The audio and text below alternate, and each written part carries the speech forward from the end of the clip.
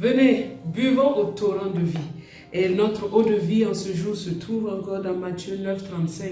Et là, nous allons voir comment Jésus a réconcilié les deux premiers métiers du monde, cultivateur et berger. Jésus est le berger. Il dit qu'il est le bon berger.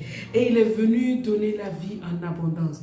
Mais après avoir dit que sans berger, le troupeau est languissant et abattu, il dit la moisson est grande.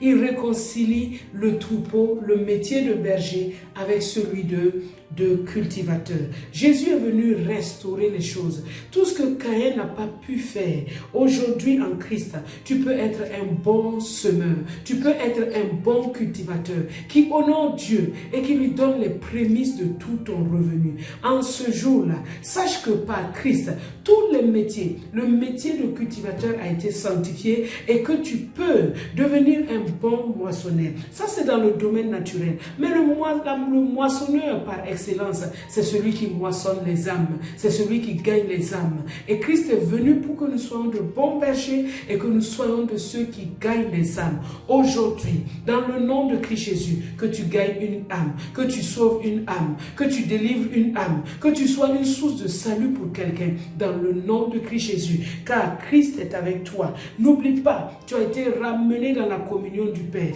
Dans le lieu secret, le Seigneur t'équipe. Dans le lieu secret, le Seigneur t'équipe et il t'a justifié, il t'a sanctifié pour que tu sois capable d'être un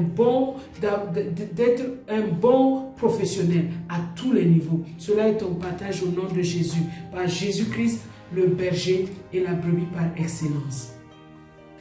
Prions pour notre pays.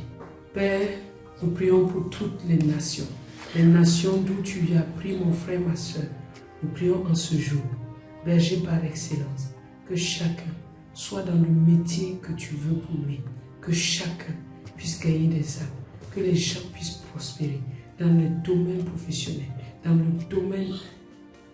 le domaine spirituel d'abord, que les gens puissent prospérer, que les gens puissent connaître ta parole, que les gens prospèrent dans le domaine professionnel, dans le domaine familial, dans tous les domaines. La vie abondante que tu es venu apporter, que chacun prospère dedans dans le nom de Jésus. Et nous prions pour l'Éthiopie aujourd'hui. Cette nation, Seigneur, bénie. Cette nation, Seigneur, dont la reine a quitté son pays pour aller en Israël, pour aller voir ce qui s'y passe. Et c'est la seule nation d'Afrique qui n'a pas été colonisée. Nous prions pour cette grande nation. Et nous prions que ta main puissante encore souffle sur cette nation, souffle sur l'Éthiopie et donne la vie à l'Éthiopie. Donne la vie à l'Éthiopie. Et que chaque jour l'Éthiopie continue de vivre de ta vie par toi, Jésus, dans le nom de Jésus. Merci, Père, pour ta grâce et ton grand amour. Au nom de Christ Jésus.